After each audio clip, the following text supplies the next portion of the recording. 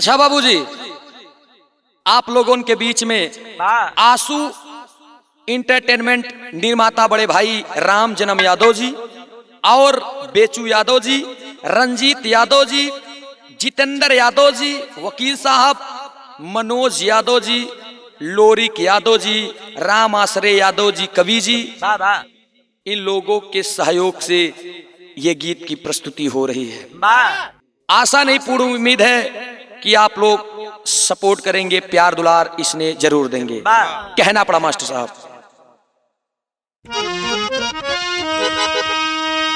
मोहब्बत को इंसान कर जाता है, मोहब्बत में मरना और जीना पड़े,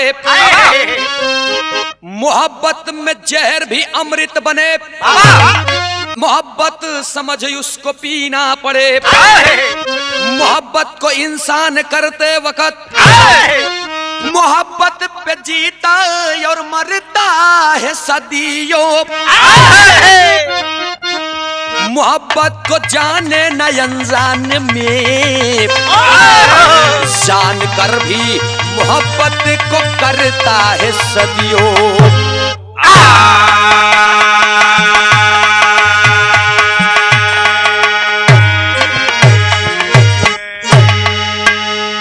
गौर करेंगे बाबू, ये कहानी हमार कोनो मोहब्बत करे वाली लड़की और लड़का के बाद बड़ी मार्मिक कहानी बा। गजल के लाइन में संकेत बा मास्टर साहब, कैसे?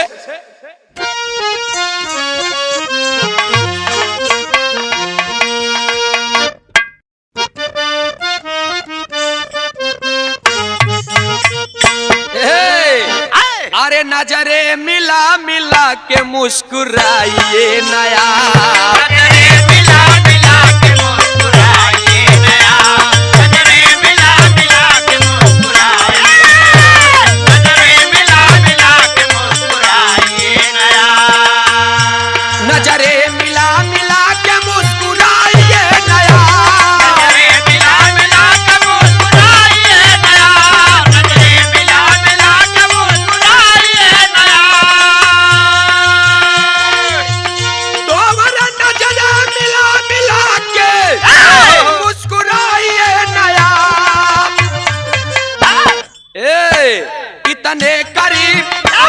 इतने करीब आके दूर जाइए नया, इतने करीब आके दूर जाइए नया, इतने करीब आके दूर जाइए, इतने करीब आके दूर जाइए नया।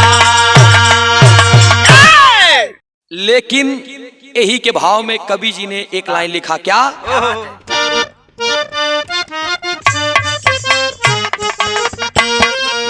मोहब्बत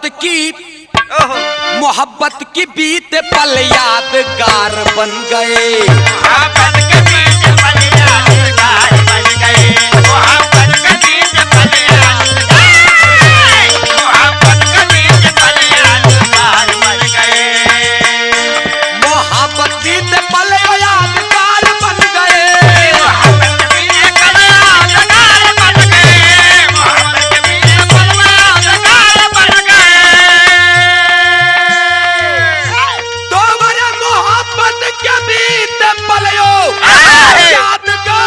गए।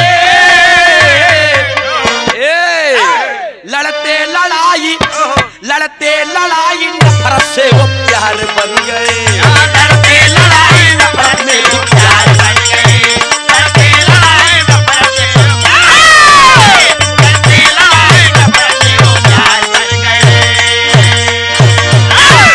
प्यार में इंसान नफरत से भी ज्यादा, नफरत प्यार करी है बहुत, लेकिन जैसी नफरत रहा तो उससे ज्यादा गुस्सा दिखावा है, लेकिन वो भी प्यार है।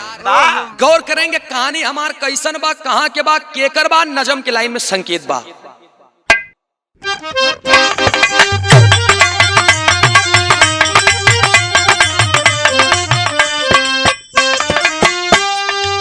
जिला प्रयागराज फतेहपुर जो आला है, नीरज यादव जो वही का रहने वाला है,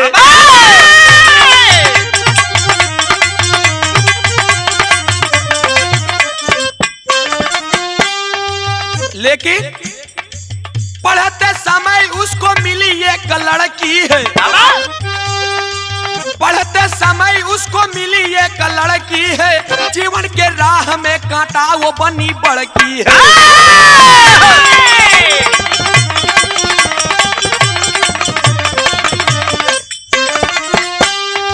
शहर रायगढ़ का पता मैं बताता हूँ, शहर रायगढ़ का पता मैं बताता हूँ, इसने शर्मा की प्यार को जताता हूँ।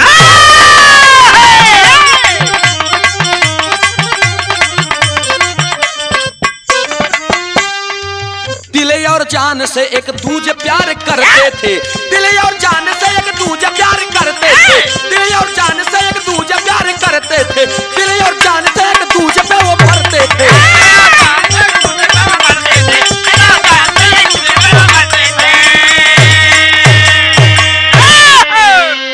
ए भैया, जिला प्रयागराज में फतेहपुर एगो गांव बा, फतेहपुर के बगलिए में एगो गांव बा जौने गांव के नाम रायगढ़ बा। फतेहपुर के रहे वाला नीरज यादव और रायगढ़ के रहे वाली लड़की जेकर नाम स्नेहा शर्मा, ये दोनों एक ही कॉलेज में पढ़ते थे। कक्षा 8 में ये दोनों के नैना से नैना लड़ गई, और जब नैना से नैना लड़ गई तो नैना चार हो गई, चार हो गई, और जब नैना चार हो गई तो दोनों में बेपनाह मोहब्बत भई। 9 बीत गई, 10 बीत गई, 11 बीत गई, इंटर भी पास किए। जब बीए फर्स्ट ईयर में एडमिशन करावत बा नीरज यादव, तब स्नेहा के बुलाए के कहत भाई ए स्नेहा आज तो से एगो बात करे के बा। स्नेहा कहत बा कौन बात करे के बा? नीरज यादव ने कहा कि स्नेहा कब तक हम लोगों की ये चोरी चोरी का मिलन, चोरी चोरी का मोहब्बत रहेगी? कहनी कारोबार कब तक चली? स्नेहा ने कहा खुल करके बताओ क्या बात है। सच्चे आशिक को सत्य बोलने के लिए उसके चरण कभी नहीं डगमगाते, जो भी है साफ खुल करके बताओ।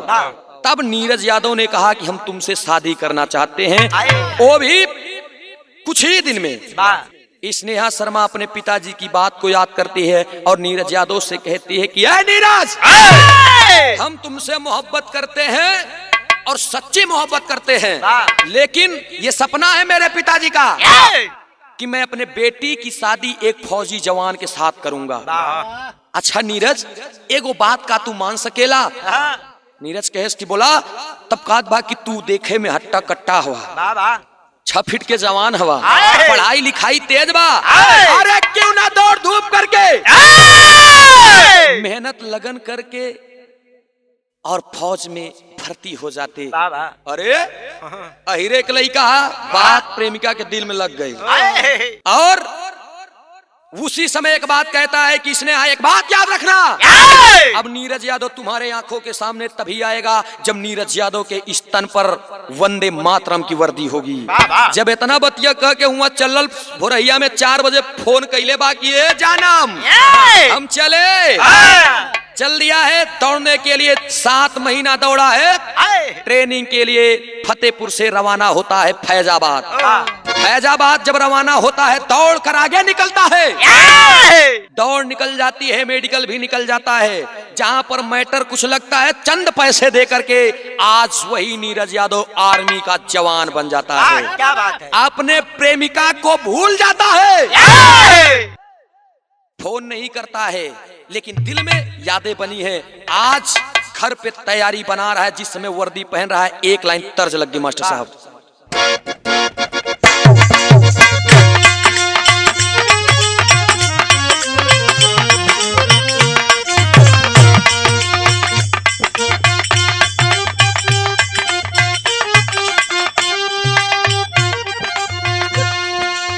बड़ी सुंदर गीत की लाइन बा। कवना देवता के गाढ़ल संवारल हऊ, देवता के गाढ़ल संवारल हऊ, देवता के गाढ़ल संवारल हऊ, हमरा खातिर जमी पर उतारल हऊ, हमरा खातिर जमी पर उतारल हऊ, हमरा खातिर जमी पर उतारल हऊ। कवना देवता के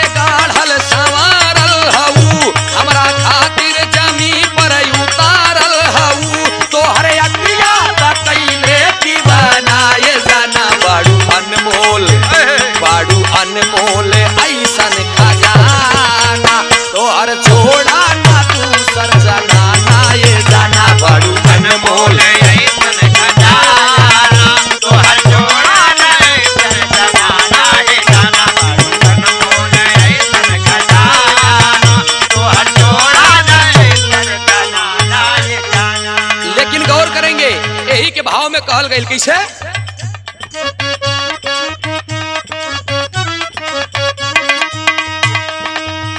तनिक पे वर्दी के साज दीवाना चल,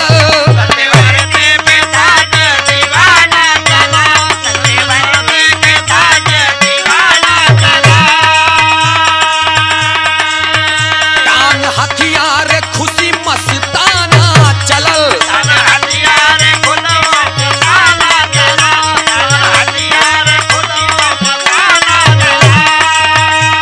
अपने बीबी से बात कर रहा है।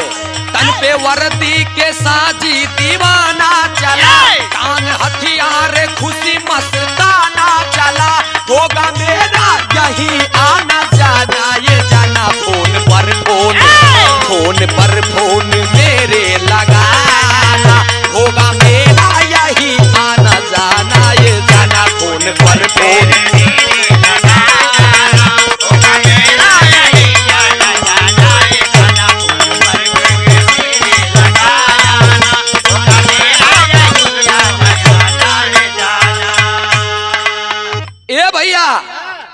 जाते वक्त अपने होने वाली बीबी स्नेहा शर्मा के पास फोन लगा के कह रहा है कि यही नंबर है, पहली पोस्टिंग के लिए मैं जा रहा हूँ और हाल चाल जब भी लेना होगा तो इस नंबर पर मेरे फोन कर लेना। ए भैया इतना कह के चल गई, प्यार वही है लेकिन याद कम हो गई है। धीरे धीरे ड्यूटी कर रहा है। जब नीरज यादव ड्यूटी कर रहा है भैया, पहले तो केहू के कौनो मनई न जई है। जब कौनो लड़का नवा नवा पुलिस में भर्ती भइल रहे या सरकारी वकील हुई है या तो रेलवे में हुई है चाहे सफाई कर्मचारी हुई, लेकिन जब इतना लोग सुनत हैं तो अगुआ रौदब चालू। जब नीरज यादव के फौज में भर्ती लगल बा तब अगुवन के लाइन लग गई। धीरे धीरे एक जगह पे अगुआ ऐसा लालच दिहलस कि रे बाप इतना धन मिली, गाड़ी भी मिली। माई बाबू लालच में पड़ गईलन और अपने बेटवा नीरज के पास फोन लगा के कहते हैं कि बेटवा नीरज बहुत धन मिलत बा, लड़की भी सुंदर बा, सब कुछ मिलत बा, तू बियाह कैला। नीरज को इतना तंग किया जाता है महीनों महीना। तब नीरज अपने बड़े सर से 1 महीने की छुट्टी लेकर के वह घर आता है। घर आइल बा नीरज और अपने माता पिता, गांव देश मोहल्ले जिले के लोग जितने भी थे, परिवार के लोग इतना टॉर्चर किए कि नीरज यादव आज अपने प्रेमिका स्नेहा को छोड़कर जहां पर माता पिता बोल रहे थे वहां पर शादी मान लेता है। और जब शादी मान लिया, शादी हो जाती है। मनला के बाद शादी भी हो गई। शादी जब हो गई फिर फोन आता है कि नीरज यादव तुम्हारा ट्रांसफर कर दिया गया है, आप तुम्हारी ड्यूटी छत्तीसगढ़ जगदलपुर में लगती है। छत्तीसगढ़ जगदलपुर में ड्यूटी कर रहा है आज नीरज यादव। जब नीरज यादव ड्यूटी कर रहा है, ए बाबू 6 से 7 महीना ड्यूटी कैले बा, इधर से कोनो स्नेहा के फोन न गईल, ना तो नीरज यादव स्नेहा के पास फोन किया है। शादी जिससे किया है पत्नी का नाम रीमा यादव बताया गया। ए भैया फिर फोन आइल और अब छत्तीसगढ़ जगदलपुर से उस नीरज यादव का ट्रांसफर कश्मीर में कर दिया गया। और वहीं पर फोन लगाता है नीरज यादव, अपने पत्नी से हाल चाल लेत बा। तब तक स्नेहा शर्मा की फोन जाए लगल। जब फोन जाए लगल, नीरज फोन उठा करके कहता है कि हेलो, कौन? स्नेहा शर्मा कहती है कि अरे नीरज, तुहार तो भावे बदल गई करेजा। एकरे पहले तो तू बीए में रहला तब कहत रहला कि हम बियाह करब। तो से हम कहले रहलिया ना कि जब तोहरे तन पे वर्दी हो जाई वो दिन से सिंदूर डाले के कोनो जरूरत नहीं बा, तोहार स्नेहा तोहार हो जाई है। लेकिन जब इतनी बतिया सुनत बा, आज अपने प्रेमिका की आवाज सुन के नीरज यादव की आंखों में आंसू आ जाता है। तब उस समय टेरी में कहना पड़ा,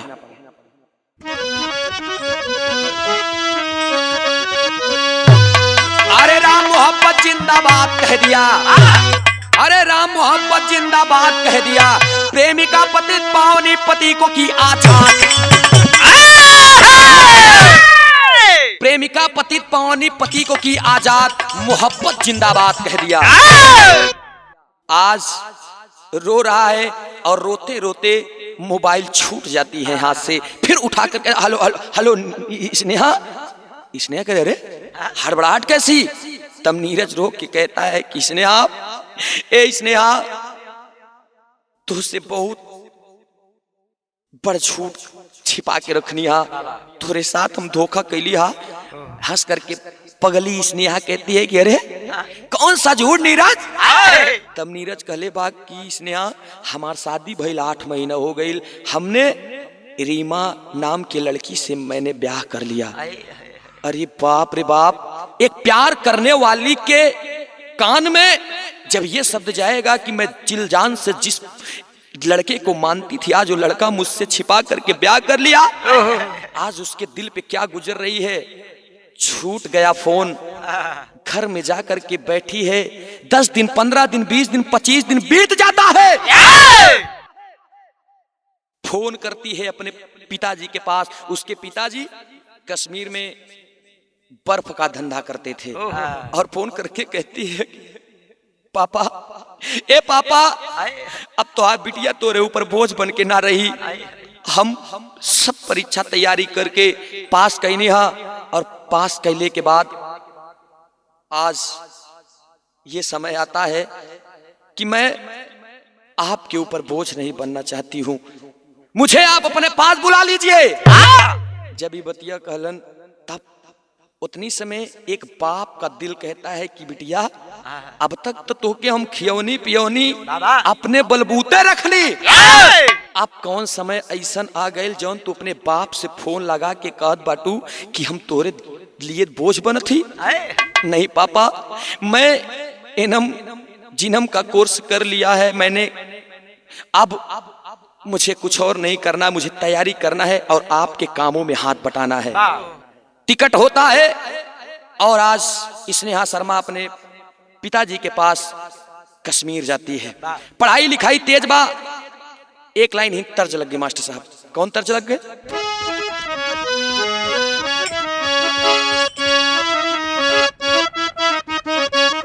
यह गीत के लाइन बा, अरे राम झकोरा मारे झूलनी, ए भैया झकोरा मारे झूलनी, साड़ी लहराय हो झकोरा मारा झूलनी, साड़ी लहराय हो झकोरा मारा झूलनी, साड़ी लहराय हो झकोरा मारा झूलनी, झकोरा मारा झूलनी, झकोरा मारा झूलनी, साड़ी लहराय हो झकोरा मारा झूलनी, साड़ी लहराय हो झकोरा मारा झूलनी। ए पंचो, इधर टिकट कटा करके और स्नेहा चल देती है। जब स्नेहा चल देती है तो होत का बा,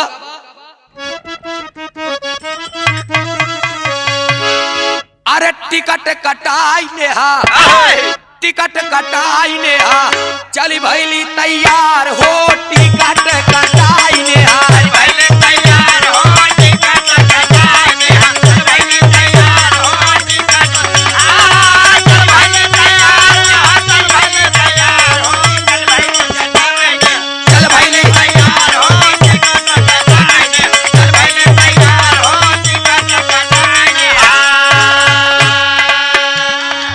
भैया। कुछ समय बाद पहुंची कश्मीर नगरिया,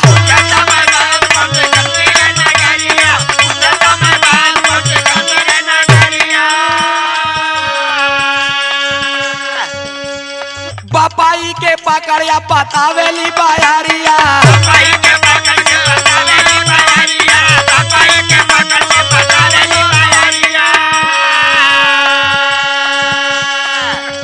रोई रोई बतिया, रोई रोई बतिया बतावत बाटे नार हो, टिकट कटाई नेहा, भैली तब तैयार हो, टिकट कटाई नेहा, भैली तैयार हो, टिकट भैली तैयार हो, भैली तैयार है, भैली तैयार हो, टिकट कटाई नेहा, भैली तैयार हो, टिकट भैली तैयार हो, टिकट कटाई नेहा। जल्दी स्नेहा शर्मा टिकट कटा करके और पहुंच गई कश्मीर। अपने बाबू के पकड़ के खूब रोई। रोइले के बाद तब वही जगह से पढ़ाई लिखाई करना शुरू कर देती है। पढ़ने लिखने में इतना तेज है कि आज वही स्नेहा शर्मा जाने के बाद, तैयारी करने के बाद आज LIC बीमा की एजेंट हो गई। LIC बीमा की एजेंट होने के बाद हर से पैसा उतोबा, जब हरो से पैसा आवे लगल, पढ़ाई लिखाई तैयार बा, एनम जीनम के कोर्स पास कैले बा, पढ़ाई लिखाई तेज तर्राक बा, समय मोड़ लेता है। आज जब समय करवट लेत बा, तब वही स्नेहा शर्मा LIC बीमा एजेंट के साथ साथ आज सरकारी डॉक्टर बन जाती है। जब सरकारी डॉक्टर बन गए, दिल में ओकरे तमन्ना बा कि अगर हमरे बाबूजी, हमरे पिताजी के सपना रहे मेरी शादी एक फौजी जवान के साथ में करेंगे, तो मेरा भी एक सपना है कि मैं कम से कम अपने मातृ हिंद के रक्षक उन फौजी जवानों की कम से कम ना कुछ कर सकूं तो सेवा तो कर सकूं। आज पढ़ाई लिखाई के साथ साथ तैयारी में लगल बा। तैयारी के साथ साथ भैया दिखाई प्रभु की कृपा कि आज धीरे धीरे धीरे धीरे डॉक्टरों में जब बड़ा पद मिला, तो वही आर्मी कमांडेड हॉस्पिटल में एक बड़ी नर्स के रूप में मिलती है। कौन? स्नेहा शर्मा। ए पंचो समय करवट लियल। और इधर जब घुसपैठी पाकिस्तानियों ने चोरी से हमला किया, तो हमारे देश के कई जवान मारे गए, कई जवान मारे गए। वही में एक जवान नीरज यादव भी फंसा था। इस एक गोली, दुश्मन की एक गोली आ करके नीरज के एक आंख में लगी और दूसरे आंख को बेचते हुए निकल गई। छटपटा करके वहीं पर रो रहा है। तमाम वीर शहीद हो गए हैं, लेकिन अब नीरज यादव भी तड़प रहा है। लेकिन तब तक हमारे भारत के सैनिक पहुंचे और नीरज यादव को ला करके उसी हॉस्पिटल, आर्मी कमांडेड हॉस्पिटल में एडमिट करते हैं। जब एडमिट कैलन तो ए पंचो समय गुजरत बा, धीरे धीरे आज 3 दिन 4 दिन का समय बीता। माता पिता के साथ साथ आज उनकी पत्नी रीमा यादव भी अपने पति को देखने के लिए आई। और जब पति को देखने के लिए आई, साल 2 साल में पति अंधा हो जाता है। अपने पति के सामने अपने पिता से बात करत बार रीमा कहत बा कि बाबू मरला हमार किस्मत फोड़ दिहला, इतना बढ़िया किस्मत रहे, धन दौलत सब कुछ दिहला, लेकिन अनहरे के साथे हमार जिंदगी कई दिन बीती। अरे ये बतिया नीरज यादव के जब कान में बेजे से भैया, तो नीरज यादव रोने लगा कि बाप रे बाप, वाह रे भगवान, आपने जिस घड़ी में डाल दिया मुझे, ऐ प्रभु आप तो परीक्षा ले ही रहे हैं, क्या मेरी अर्धांगिनी भी परीक्षा ले रही है? लेकिन पिता अपने बेटी की तरफ बोलकर और अपने दामाद नीरज यादव से एक बात कहे कि ऐ नीरज, अब तुम्हारा और मेरे बेटी का रिश्ता खत्म, तलाक पेपर पर साइन करके तलाक पेपर तुम्हारे घर पहुंच जाएगा। टूटा हुआ नीरज यादव और बुरी तरीके से टूट जाता है। जब टूट गए 5 दिन 6 दिन बीता लबा, एकदम सूख करके हड्डी हड्डी बची हुई है तन पे, तब तक आज एक डॉक्टर आता है और जवाब दे देता है कि नीरज यादव 2 से 3 दिन में इस दुनिया में नहीं रहेंगे। ये बात बड़ी डॉक्टर स्नेहा शर्मा को जब पता चलता है, तो 7वें दिन वो आती है उस मरीज को देखने के लिए। जब पहुंचत बा, हाथ जैसे छुअस वैसे मरीज के दिल में जान आ गई। और जान आकर के उठकर छटपटा कर कहता है, अरे अरे ये हाथ, अरे ये हाथ तो ऐसे जैसे मेरे स्नेहा की है। स्नेहा जब पूरे तन को देखती है, शरीर को देखती है, आंख नहीं है। स्नेहा कहती है कि अरे क्या तुम्हारा नाम नीरज यादव तो नहीं? नीरज यादव तड़प कर कहता है कि स्नेहा, ए स्नेहा तू कैसे हिया? स्नेहा ने कहा कि ओ तू तो हमारे दिल के राजकुमार हुआ, दिल से जिसे मैंने पति माना था, आज इस मोड़ पर भगवान ने मुझे ला दिया, क्या बात है? तब नीरज यादव ने कहा, अगर इस मोड़ पे हम तुमसे मिल चुके हैं स्नेहा, तो हाथ जोड़ के तुम्हारे प्यार की यही प्यार में भीख है कि तुम मुझे बचा लो, मुझे रोशनी दे दो। आप वहां से स्नेहा अपने बड़े डॉक्टर के पास फोन करती है और डॉक्टर आते हैं। डॉक्टर के सामने जा करके स्नेहा शर्मा कहती क्या है, एक लाइन तर्ज लग गई मास्टर साहब।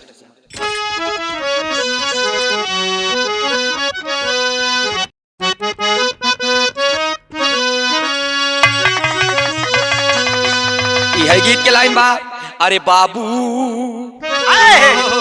बाबू दरोगा जी कवन गुनैया बदला पियावा मोर, बाबू दरोगा जी कवन गुनैया बदला पियावा मोर, बाबू दरोगा जी कवन गुनैया बदला पियावा मोर, बाबू दरोगा जी।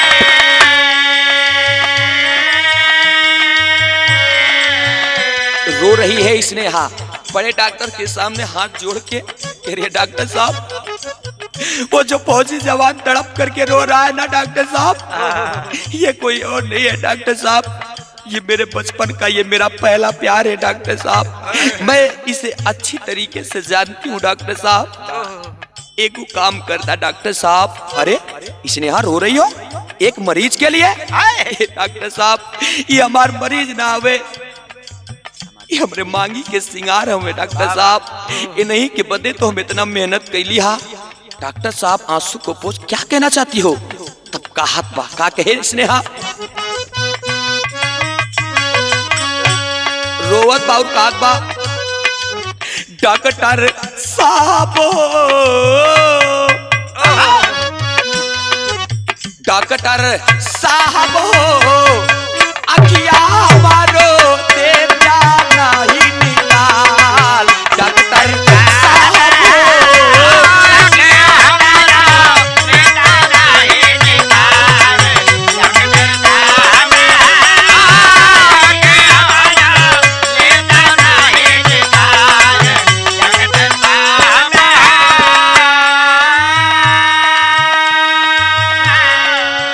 अरे तुम्हारी आंखें तो ठीक है, किस लिए निकालना है? डॉक्टर साहब मेरे अंधे पति को ये दोनों आंखें निकाल करके दे दीजिए। अवाक होकर डॉक्टर डांट करके एक बात कहता है, अरे इसे आपने जिंदगी की रोशनी किसी और को दे रही हो, जीवन भर तड़पोगी बिलखोगी। नहीं डॉक्टर साहब, मर जाने से बेहतर है कम से कम मेरा प्यार इस जिंदगी में देखेगा तो मुझे लेकर के चलेगा। डॉक्टर बोला कि वो प्यार जो तुमसे बचपन से करता था और लास्ट में ले आकर के धोखा दे दिया, फिर ये धोखा नहीं देगा, इसकी क्या गारंटी है? लेकिन रो करके स्नेहा ने कहा नहीं नहीं डॉक्टर साहब। तब डॉक्टर साहब ने उससे कहा कि ठीक है आंखें निकलवानी है तो निकलवा लो, लेकिन दोनों नहीं, एक आंख निकाल करके अपने पति को दे दो और एक आंख तुम ले लो, दोनों लोगों की रोशनी बराबर रहेगी। कहत बका के डॉक्टर साहब,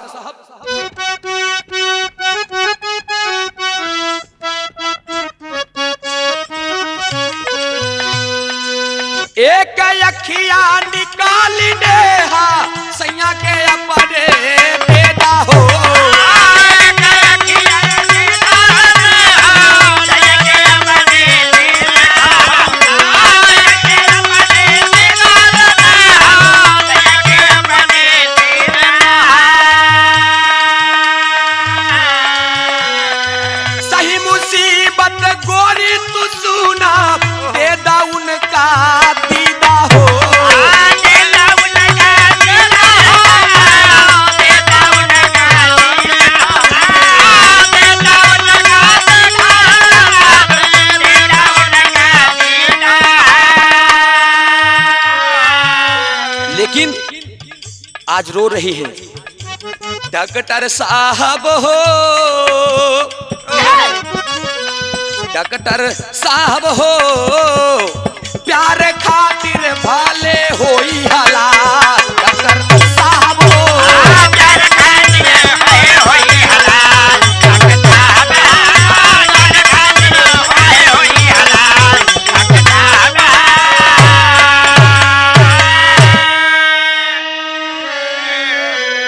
ए पंचो आज दोनों आंखें छोड़कर बल्कि एक आंख निकाल करके दोनों लोगों को ऑपरेशन थिएटर में ले जाते हैं। एक आंखी स्नेहा शर्मा का निकाल करके नीरज यादव को दे दिया जाता है। 1.5 महीना बीत जाता है। 1.5 महीना बीतले के बाद जब 1 महीना 15 दिन बीतल बा तो दोनों लोगन के आमने सामने कैले के बाद धीरे धीरे से दोनों लोगन की आंखी के पट्टी खोलत है। आल्हा के लाइन में कहल गए मास्टर साहब,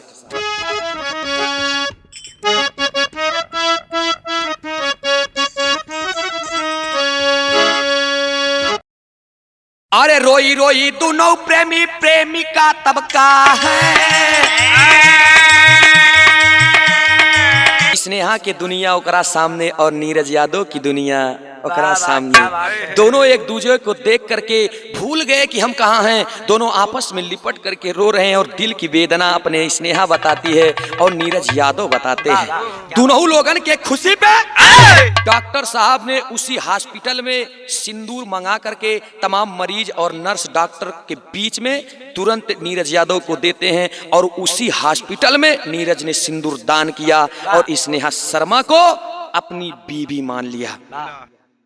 मुकद्दर का खेल है साहब, बचपन का बिछड़ा प्यार जो दूसरे के साथ में शादी भी कर लिया नीरज यादव, वो औरत भी धोखा दे दी, तलाक दे दी। उसके बाद हॉस्पिटल में उसका वही पुराना प्यार मिला। इसीलिए किसी ने कहा है कि समय से पहले और भाग्य से ज्यादा किसी को कुछ मिलने वाला नहीं है। दादा पंधारी की लाइन में कहना पड़ा।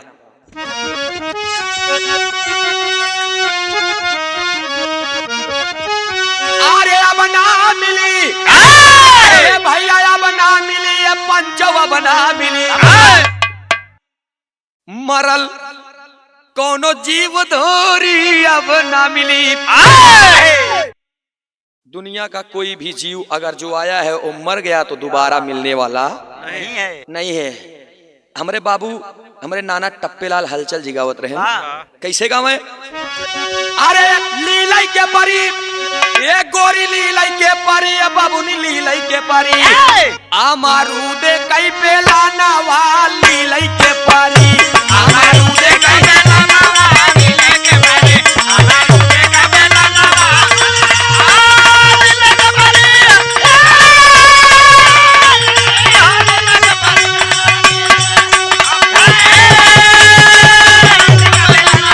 के परी।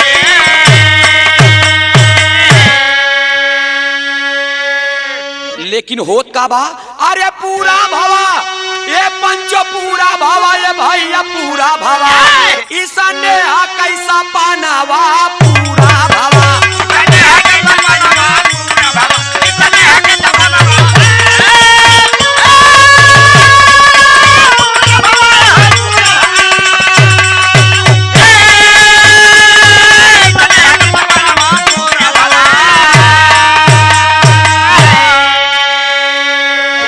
कुछ नहीं मिली है कबहू समय सब पहिले, अब भाग्य से ज्यादा कबहू मिली नहीं चाहिए।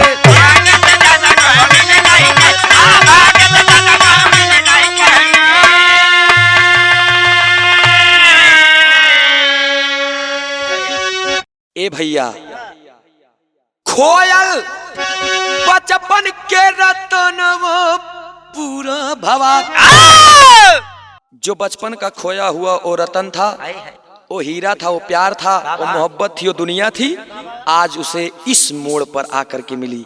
खुशी में झूम करके स्नेहा शर्मा अपने पति के साथ में पुनः वहां से फिर घर आती है और आज रीमा का स्थान स्नेहा ले ली और स्नेहा अपने पति के नाम से जीना शुरुआत की, नई जिंदगी जी, नई दुनिया बसाई।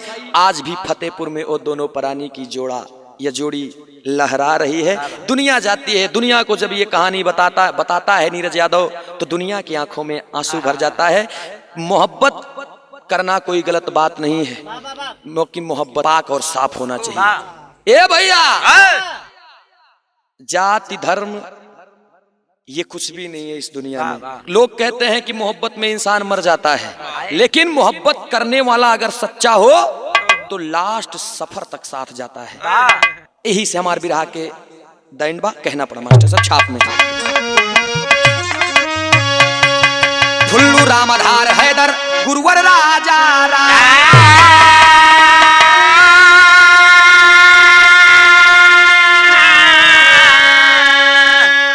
बीमल कवि अमलेंदु साथे पवन थे राधे श्याम